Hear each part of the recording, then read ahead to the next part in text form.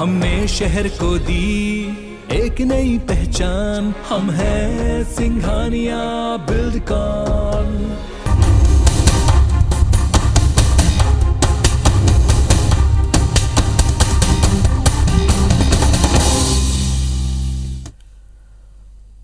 नमस्कार, आप देख रहे हैं IBC 24। मैं हूं आपके साथ राहुल सिन्हा। बड़ी बहस में आपका स्वागत है और आज हम बात करेंगे पानी में घुल रहे जहर की। मध्य प्रदेश में जल संरक्षण को लेकर सबसे ज्यादा कवायदें हुई हैं। जलाभिषेक अभियान से लेकर जल संसद तक साल दर साल अलग अलग जल संरक्षण के लिए कई कदम सरकारों ने उठाए, लेकिन अब मध्य प्रदेश के माथे पर एक ऐसा कलंक लगा है जो सालों से जारी इन कवायदों पर सवाल खड़ा करता है। दरअसल मध्य प्रदेश पर देश में सर्वाधिक भूमिगत प्रदूषित जल का दाग लगा है। प्रदेश के 49 जिले भूमिगत जल प्रदूषण की चपेट में हैं। यह खुलासा भी केंद्रीय भूमि जल बोर्ड की रिपोर्ट में हुआ है। ऐसे में स्वच्छ भारत मिशन की कल्पना को प्रदेश में साकार कर पाना संभव नजर नहीं आता और इसे लेकर अब सियासत भी शुरू हो गई है। कांग्रेस का आरोप है कि सालों से करोड़ों रुपए खर्च किए गए, लेकिन केंद्र ने प्रदेश की स्थिति की पोल खोल दी है, जबकि गृह मंत्री अपनी सरकार की ओर से चला जा रहे अभियानों को गिनाते हुए नजर आए।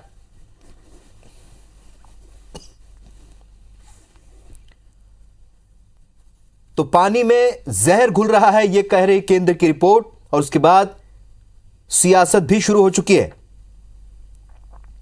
तो मध्य प्रदेश में देश में सर्वाधिक भूमिगत प्रदूषित जल का दाग लगा है, जिसे मिटाना भी फिलहाल मुमकिन नहीं है, क्योंकि जो स्थितियां बनी है उसे लेकर जानकारी कहते हैं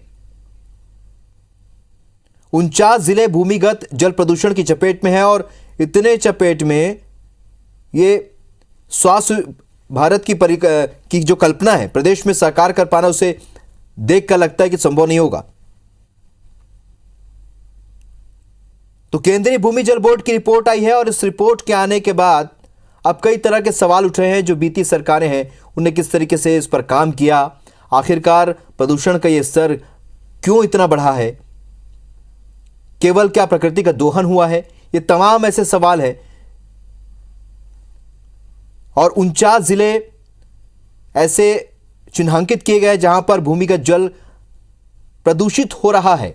ये केंद्रीय भूमि जल की जो रिपोर्ट है उसमें इसका खुलासा हुआ है और इसके बाद सियासत भी शुरू हो चुकी है। बीजेपी और कांग्रेस आमने सामने है। कांग्रेस ने राज्य सरकार पर निशाना साधा है। पानी का, भूमि का जो संरक्षण है, नदियों के संरक्षण के लिए हमारे मुख्यमंत्री जी तो नर्मदा की यात्रा निकाल चुके हैं, बेटी बचाओ अभियान चलाया, इस तरह के सामाजिक कार्य करते रहते हैं। केंद्र की ही रिपोर्टों में मध्य प्रदेश को कलंक नंबर 1 माना गया है। मध्य प्रदेश में जल संग्रहण को लेकर करोड़ों रुपए खर्च हुए हैं 17 सालों में। जल संग्रहण बोर्ड बना है, सफ़ेद हाथियों की फौज उसमें शामिल है।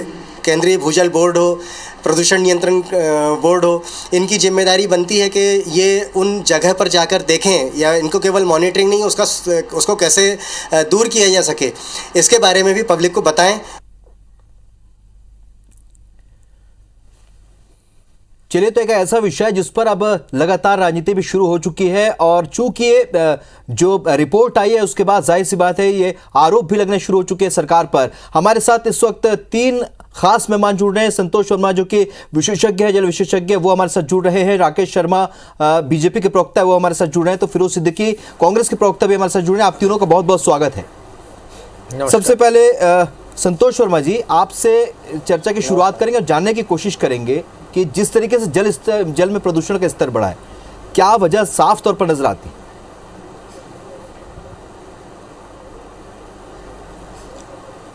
देखिए, इसमें मुख्यतः जो है 2-3 बातें हैं पानी को प्रदूषित होने के लिए। पहला तो ये है कि जब से रेन वाटर हार्वेस्टिंग को पब्लिकली जो है वो कंपलसरी किया गया, तो इसमें बहुत सारे ऐसे लोग जो है आ गए हैं जिनको इसके बारे में जानकारी नहीं है, और वो भूजल के अंदर बोर के साथ में या उसके साथ में भूजल के अंदर जो है वो सीवेज वाटर या पूरा नालियों का पानी उसके अंदर डाल रहे हैं। ठीक, तो ये एक बहुत बड़ा कारण है इसके लिए। दूसरी जो बात करें उसमें एक मुख्यतः ये जो बड़ी चीज़ उभर के आती है कि सभी जगह पर जहाँ पर भी सीवेज ट्रीटमेंट प्लांट लगाए गए हैं, क्योंकि वो भी कंपलसरी किया हुआ है सरकार के द्वारा, तो चाहे वो प्राइवेट बिल्डर्स हों या सरकारी स्तर पर हो, इनकी कैपेसिटी का ध्यान नहीं रखा गया है। तो बहुत सारा रॉ वाटर जो है वो हमारे नदियों में या नालों में हमको बहता हुआ दिखता है, सभी जगह पर आपको दिखेगा जी। तीसरी बात जो इसके साथ में है कि अभी इस समय जो स्थिति है वो सीवेज वाटर को ट्रीट करने की नहीं है। अभी हमको जो सीवेज एसटीपी जो हमको लगाना है, जिसको सीवेज ट्रीटमेंट प्लांट कहा जाता है जी, उसकी जगह पे हमको ईटीपी लगाना होगा, क्योंकि सीवेज ट्रीटमेंट प्लांट से केवल वो सीवेज के पानी को रिसाइकिल करता है, ना कि वो उसके साथ में केमिकल्स जो होते हैं वो उनको रिमूव करता है। तो ये जो सीवेज ट्रीटमेंट प्लांट से रिसाइकिल किया हुआ पानी जिसके ऊपर जिसमें केमिकल हैं वो जाके हमारे सीधे जल स्रोतों में मिल रहे हैं। चलिए, तो ये हमको तीनों स्तर पर जो है वो बहुत गंभीरता से सोचना होगा। संतोष जी, ये तो समझ में आ रहा है कि तमाम निर्देश भी हैं, तमाम नियम भी है, लेकिन आपकी बातों से साफ तौर पर समझ में आ रहा है कि सरकार चाहे किसी की भी हो, यहाँ पर नियमों का पालन नहीं हो पाया और साथ ही इसकी मॉनिटरिंग भी नहीं हो पाई। फिरोज सिद्दीकी जी, आपसे अब इस चर्चा को आगे बढ़ाएंगे। इस पर जो सियासी आरोप जो लग रहे हैं, आपका साफ तौर पर कहना है कि यहाँ पर प्रदेश सरकार को जो काम करना था वो नहीं हुआ, लेकिन निर्देश तो थे, उसका पालन सही तरीके से नहीं करवाया गया। आपको क्या लगता है? देखिए, निर्देश पूरे थे, भूमि जल बोर्ड पूरे निर्देश पूरी सभी तरीके से उसके एक बनी हुई साइंटिफिक गाइडलाइंस है, उस साइंटिफिक गाइडलाइंस का पालन कड़ाई से होना चाहिए था। मध्य प्रदेश में जो हमारी जीवनदायिनी है नर्मदा, नर्मदा का पानी आमचन के लायक नहीं बचा है। सारा गांव, सारे शहरों का जो उसके नर्मदा के किनारे में जितने शहर हैं उनका पानी, नालों से पानी, ये गंदा पानी जो सीवेज का पानी है, ये सारा का सारा जो है नर्मदा में आके मिलता है। एक ये वजह है। दूसरी वजह ये है कि हमने कहीं भी वाटर टेस्टिंग करने की जहमत ही नहीं उठाई सरकार ने कि कहीं जाके वाटर टेस्टिंग करते, जगह जगह बोरवेल्स का पानी लेते, जगह जगह का सैंपलिंग करते, वो सैंपलिंग नहीं की हमने।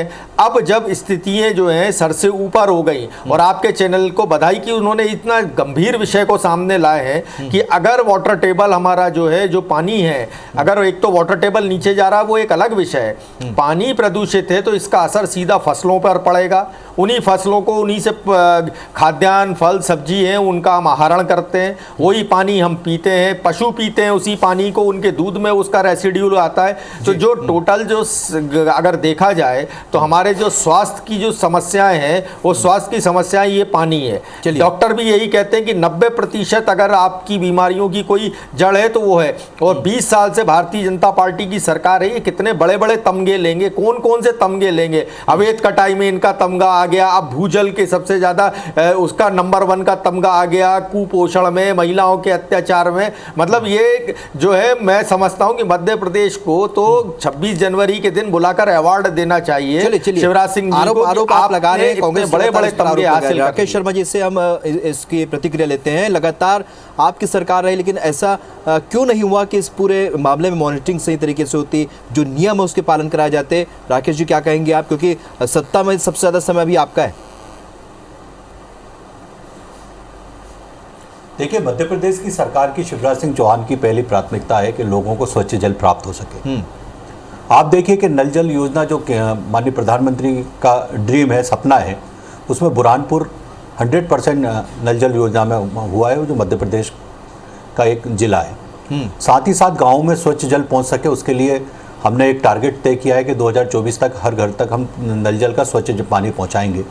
बात अगर आप करें तो अभी आपने मेरे विद्वान साथी बैठे हैं, जल विशेषज्ञ सम्माननीय संतोष वर्मा जी, उनने कहा कि ट्रीटमेंट प्लांट तो लगे हुए हैं। इस बात को उनने भी स्वीकार किया और उस बात को उनने भी रखा। उसमें जो कमी हो रही है उसको दूर करने के लिए सरकार जल्द से जल्द और कदम उठाएगी।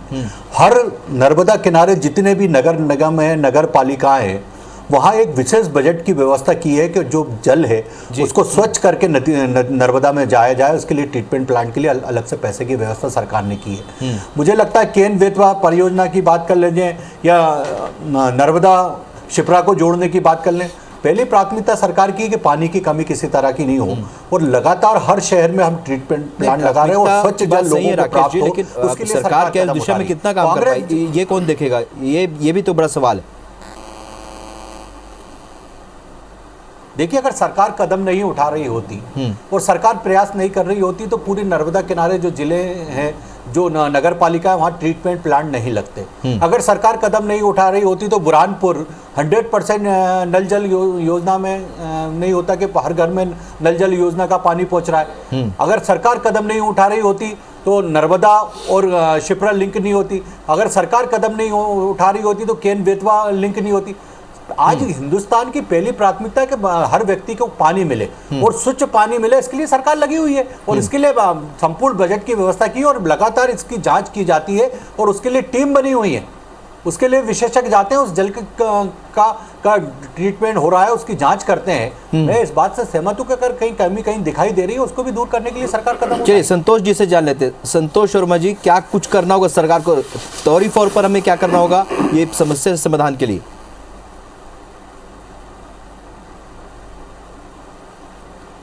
एक बार फिर से दोहराएंगे सर?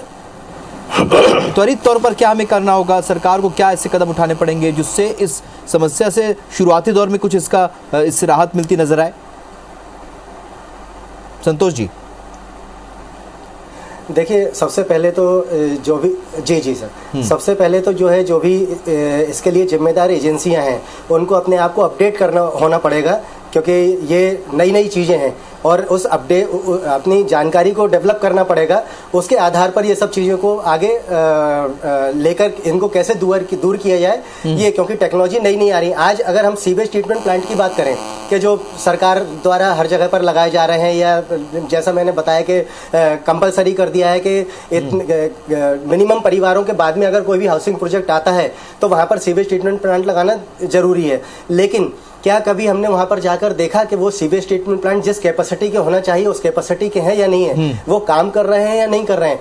तो अगर वो काम नहीं कर रहे हैं तो जाहिर सी बात है कि जो वहां से सीवेज निकल रहा है वो सीधा जाके हमारे वाटर सोर्स में, जो चाहे नर्मदा नदी ले लो या नाले ले लो या दूसरी नदियां ले लो, वो सभी उसमें मिलेगा। और इसके साथ साथ जो होगा, जो भी उन नदियों से सिंचाई कर रहे हैं और नदियों के पानी को उपयोग कर रहे हैं, वो सब सीधा उनमें भी हैवी मेटल्स जो है उनमें जाएंगे।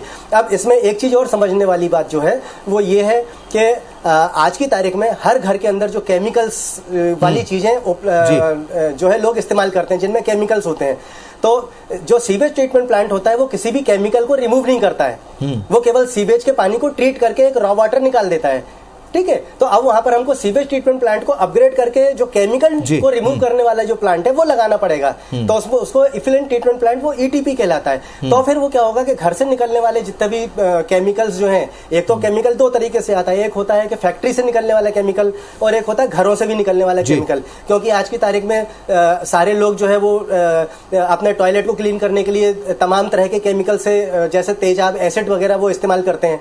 ठीक है, अब ये जो एसटीपी जो है वो एसिड जो वहां पर है वो उसको थोड़ी रिमूव कर रहा है, उसके नेचर को वो वैसी का वैसी पास कर दे रहा है। अब आम आदमी को थोड़ी मालूम है कि नदी में जो पानी बह रहा है उसके अंदर वो क्या है, क्योंकि वहां पर कोई ऐसा बोर्ड नहीं लगा कि इसमें आपको नाइट्रेट मिलेगा, लेड मिलेगा या जो भी चीजें हैं वो इसमें इस पानी को इसलिए इस्तेमाल नहीं करना है। तो हमको अपग्रेड करना पड़ेगा उन चीजों को, ईटीपी के लिए लेके जाना पड़ेगा। दूसरी चीज जो ये है कि कहीं पर भी जो भूजल को प्रदूषित कर रहे हैं, जैसे हमारे यहाँ सब चलता है, ये चीजें बहुत ज्यादा होती हैं और वो हमारे लिए तकलीफ दे होती हैं भविष्य में आने के आगे चल के। तो ये जो पानी के दूषित होने की जो कहना चाहिए कि स्थिति है, ये इतनी भयावह हो जाएगी कि इसको लेके एक बहुत बड़ी महामारी, कोरोना से भी बड़ी महामारी फैलने वाली है। क्योंकि भूजल का दूषित होना आज हम भोपाल की अगर बात करें तो वो भोपाल में अगर दूषित हो रहा है तो जरूरी नहीं कि ये भोपाल में ही रहे, क्योंकि जमीन के नीचे ऐसे संतोष जी और क्या उपाय हो सकते हैं इस पर हम चर्चा बढ़ाएंगे, लेकिन इस वक्त फिरोज जी से जान लेते हैं। फिरोज जी, आपने जो उपाय बताया संतोष जी ने आपने सुने हैं, साथ ही अब जिस तरीके से राकेश जी कह रहे थे कि उनके जो सरकार के समय जो कामकाज है, जो केंद्र की जो बहुत सारी योजनाएं हैं उसका इंप्लीमेंटेशन सही तरीके से हो रहा है, नल जल योजना को बेहतर तरीके से उस पर काम हो रहा है, लेकिन अगर भूमिगत जल ही प्रदूषित होगा तो क्या स्थिति बनेगी, इस पर हम चर्चा को आगे बढ़ाएंगे। फिरोज सिद्दीकी जी, आपने सुना संतोष वर्मा जी को और उससे पहले सुना राकेश जी को। उन्होंने कहा कि केंद्र की बहुत सारी योजनाएं जिस पर लगातार कामकाज हो रहा है। अभी जो जल को लेकर, जल शुद्धिकरण को लेकर जो तमाम योजनाएं जो सरकार चला रही है उस पर भी काम लगातार जारी है, लेकिन आपको लगता है क्या जिस तेजी से, जिस रफ्तार से काम होना था वो हो रहा है और उसका असर दिख रहा है? देखिए, ये जो स्थितियां राहुल जी प्रदेश में उत्पन्न हुई हैं, ये एक आज की दिन की नहीं है या पहले दिन हो गया हो, ऐसा नहीं है। पूर्व में केंद्रीय भूजल बोर्ड सरकार के पास एडवाइजरी भेजता रहा, उनको चेताता रहा, सरकार नहीं चेती। जो उनके बताए मानदंड थे उस पर भी सरकार ने काम नहीं किया, जो काम किए जाने थे उस पर आपने काम नहीं किया। इसलिए अब स्थिति जो है, पानी है वो नाक से ऊपर हो गया, इसलिए सरकार को अब जरूरत पड़ रही है। लेकिन आज भी मुझे सरकार की गंभीरता नजर नहीं आती। आपने इतना बड़ा ये मामला उठाया, लेकिन इससे पहले सरकार की गंभीरता नजर नहीं आई। अभी बहुत दिन पहले नर्मदा को लेके कई अखबारों ने लिखा, इससे पहले जो अभी वर्मा जी बता रहे हैं कि कई सारे जो टाउनशिप्स हैं भोपाल में, आप भोपाल की टाउनशिप्स को लेके कई बार अखबारों में, समाचार पत्रों में आता रहा है कि ये नियमों का पालन नहीं कर रहे। इसलिए ये एक दिन की स्थिति नहीं है। अब सरकार को चाहिए कि सरकार इस पर एक जो है समग्र योजना लेकर आए और पूरी तरीके से इस योजना का एक एक बिंदु पर अध्ययन करके इस योजना को लागू करें, तभी ये स्थितियां कंट्रोल में आएंगी। आप कोई सैंपलिंग नहीं करते, भूजल भी प्रदूषित है, हवा भी प्रदूषित है, और वनों की अवैध कटाई में प्रदेश नंबर 1 होता चला जा रहा है, वो अवैध उत्खनन में नंबर 1 होता जा रहा है, नदियों का जल स्तर दिन पे दिन गिरता जा रहा है, वाटर टेबल मध्य प्रदेश का दिन पे दिन गिर रहा है। तो इतनी सारी समस्याएं जो इकट्ठा हो रही हैं और सरकार जो है निद्रासन में है, ये दुख का विषय है कि अभी जैसा कि वर्मा जी ने कहा कि एक महामारी को और हम न्योता दे रहे हैं, तो अब हम कितनी महामारी और बहुत सारे मुद्दे हैं जिस पर लगातार आप सत्ता पक्ष को, सरकार को गिरते रहे और इसकी जांच होनी चाहिए कि तमाम बातें आपने सुनी, बहुत सारी चीजों को लेकर उन्होंने आरोप लगाया। वो अलग विषय है कि यहाँ पर अवैध उत्खनन हो रहा है, तमाम ऐसी खबरें भी हम लगातार दिखाते हैं और इसका विरोध भी लगातार कांग्रेस करती है। लेकिन सबसे बड़ी बात यह है कि यहाँ पर सिर्फ योजनाओं के इम्प्लीमेंटेशन के अलावा बेहद जरूरत है जागरूकता की, जिसे लेकर सरकार की ओर से कोई खास कार्यक्रम नहीं चलाए गए। ये एक बड़ा विषय लगता है। क्या लगता है कि आने वाले समय में इस तरह की योजनाएं, इस तरीके की जागरूकता अभियान चलाना जरूरी है? राकेश जी। राहुल जी, 100% मैं आपकी बात से सहमत हूँ कि जनता में भी जागरूकता का अभियान चलाना चाहिए, और मुझे लगता है कि फिरोज सिद्दीकी साहब को जो विशेष चश्मा पहने हुए उससे उतार के भी देखना चाहिए मध्य प्रदेश को। अभी जैविक खेती में मध्य प्रदेश हिंदुस्तान में 1 नंबर पे आया। जैविक खेती का अर्थ फिरोज जी अच्छी तरह जानते होंगे, क्योंकि बड़े किसान हैं ये और ये भी खुद खेती करते हैं, और हिंदुस्तान में नंबर 1 पे आया। कहीं ना कहीं रासायनिक खेती से लोगों को मुक्ति देने के लिए और फसलों को जो खराब हो रही है, ज़मीन खराब हो रही है, उससे मुक्ति देने के लिए सरकार ने जैविक खेती को बढ़ावा दिया और मध्य प्रदेश 1 नंबर पे आया। मेरा एक और कहना है, आज कई लीडिंग अखबारों में आया है कि राजस्थान में अभी गर्मी शुरू हुई है और ट्रेन के टैंकरों से पानी पहुँचाया जा रहा है। एक तरफ कांग्रेस का प्रदेश है जहां पीने के पानी की व्यवस्था सरकार नहीं कर पा रही है, मध्य प्रदेश में पर्याप्त मात्रा में पानी पीने की व्यवस्था हो रही है और नल जल के लोगों तक पहुंच रहा है। वाटर हार्वेस्टिंग मध्य प्रदेश में कंपलसरी की है हमने जी। ट्रीटमेंट प्लांट प्राइवेट कॉलोनियां जो बड़ी बन रही है वहां पे भी कंपलसरी की है। नर्मदा किनारे जितने भी शहर और ग्राम है वहां भी हमने ट्रीटमेंट प्लांट लगाए। मुझे लगता है कि विशेषज्ञों की टीम पहले से बनी हुई है जो लगातार पानी की जाँच कर रही है। मैंने इस बात को स्वीकार किया कि कुछ विषय अगर जो आज आपके चैनल के माध्यम से सामने आए हैं, सरकार इसको भी पूर्णतः गंभीरता से लेगी, और आपके पास जो वर्मा जी जैसे विशेषज्ञ इनकी जो सलाह है उसको मानते हुए सरकार जल्दी इस पे भी फिरोज जी सुन रहे हैं आप? मेरा ये कहना है कि सरकार की पहली प्राथमिकता रहती है कि हमारा जो मध्य प्रदेश के नागरिक है, 7.5 करोड़ जो जनता है उसको स्वच्छ पानी मिले और अच्छा पानी और समय पर पानी उपलब्ध हो सके। मुझे दुख इस बात का होता है कि कांग्रेस के विद्वान साथी जब चैनल पे बैठते हैं तो ये भूल जाते हैं कि दिग्विजय सिंह जी की सरकार जो थी 10 साल तक मध्य प्रदेश में, वो सड़क, पानी और बिजली इन 3 मुद्दों पे ही चली गई थी। आज मध्य प्रदेश में अच्छी सड़कें बनी है, बिजली 24 घंटे प्राप्त हो रही है, पीने का पानी घर घर तक पहुंचाने का काम शिवराज सिंह चौहान सरकार कर रही है। आप अपना फर्ज निभाइए। फिरोज जी, आप विपक्ष में हैं तो आप हमारे अच्छे कामों की तारीफ नहीं करेंगे। नर्मदा किनारे लगातार वृक्षारोपण का कार्य मध्य प्रदेश की सरकार कर रही है। मध्य प्रदेश के मुख्यमंत्री पिछले 2 साल से लगातार प्रतिदिन खुद वृक्ष लगाते हैं। नर्मदा में बड़े बड़े चैनल जैसे आपका चैनल हो गया, बड़े चैनल हो गए, उनके साथियों हमारी सरकार ने खोला। नंबर 1, नंबर 2, हम अगर समाज के लोग हैं उनको लेकर वृक्षारोपण कराते हैं, कांग्रेस को तकलीफ नहीं होती। आप 20 साल से है और 20 साल में अगर कांग्रेस, अगर प्रदेश नंबर 1 हो गया प्रदूषित आप क्या योगदान कर रहे हैं? 15 माह में आपकी भी सरकार रही है। ये जो मुद्दा है ये आसानी से छोड़ने वाला नहीं है। इस बात को लेकर सरकार से सवाल किए जाना चाहिए। मेरे विद्वान साथी कहें कि सरकार जांच के आदेश देगी। मैं आपसे मना तो नहीं कर रहा हूं कि आप सवाल मत कीजिए, पर आज अगर जैविक खेती में मध्य प्रदेश नंबर 1 पे आया, की गई उसका जिक्र आप थोड़ी करेंगे चैनल पे प्रदूषण को रोकने के लिए, उस पर आपने क्या काम किया, इस पर जांच होनी चाहिए। कौन अधिकारी इसके लिए जिम्मेदार है, उनको सजा मिलनी चाहिए। तो ये सरकार अपनी अकाउंटेबिलिटी भी तो लेगी।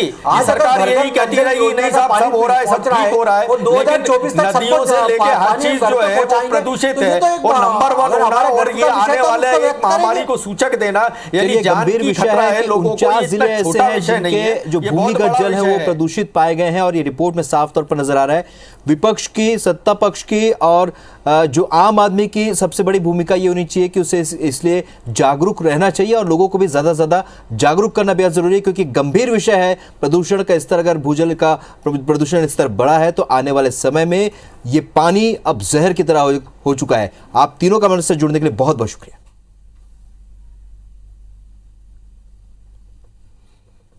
तो बड़ी बहस में आज हमने चर्चा की भूजल में बढ़ रहे जहर की, और इसी तरह के और मुद्दों को लेकर हम बड़ी बहस में फिर हाजिर होंगे। नमस्कार।